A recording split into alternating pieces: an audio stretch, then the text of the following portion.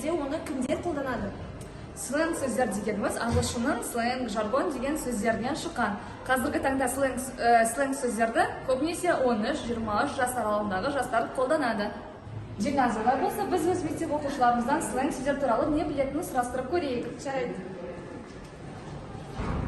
Алена, сен өмірде сленг сөздерді қолданасың ба? Иә, әрине қолданамын. Мысалы, қандай сөздерді қолданасың? Забей, батан, тусовка деген сияқты. Бұл сөздердің мағынасы қандай? Забей деген мән берме, тусовка деген мерекелік кеш. Сен қазір қолданыстағы қандай сленг сөздерді білесің? Мысалы, типа, рофл және кринж секілді сөздерге.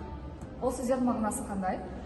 Рофлды әзір ретінде қолданылады, типа деген тәрізді деп аударылса, кринж деген жағымсыз істерге айтады. Рахмет. Тіл туралы заң қашан қабылданғанын білесің ба? Иә, білемін. Қазақстан Республикасының тіл туралы заңы 1997 жылы 11 шілдеде қабылданған болатын. Ол заңда біздің мемлекеттік тіліміз қазақ тілі, ал ұлтаралық тілі ағылшын тілі болып саналады. Рахмет. Мен Сәлем, саған бірнеше сұрақ қояйын деп жүрмін. Сенің ойыңша жаргон сөздер дегеніміз не және оны қолдану дұрыс па? Жаргон сөздер дегеніміз белгілі бір әлеуметтік немесе қызығушы ортақ топтың басқаларға түсініксіз тілде сөйлесуі. Менің ойымша жаргон сөздермен сөйлесу ол заманауи тілде сөйлесу деп ойлаймын. Сондықтан ол дұрыс екені басқаға түсінікті болу үшін жаргон сөздермен сөйлесу керек. Ойыңа рахмет. Аяулым, сен ойынша неге қазіргі жастар жаргон сөздерге құмар?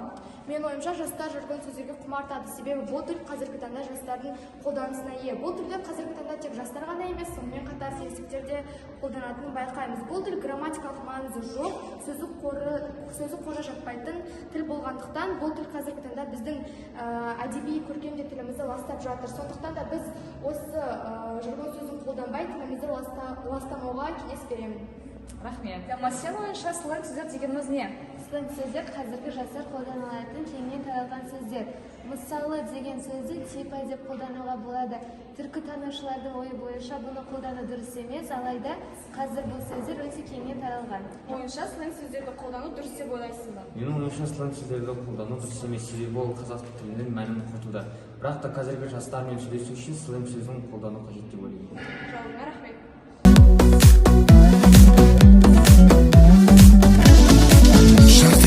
Айтысым бар, жайдарман тартысым бар, қазақша әнге билейік.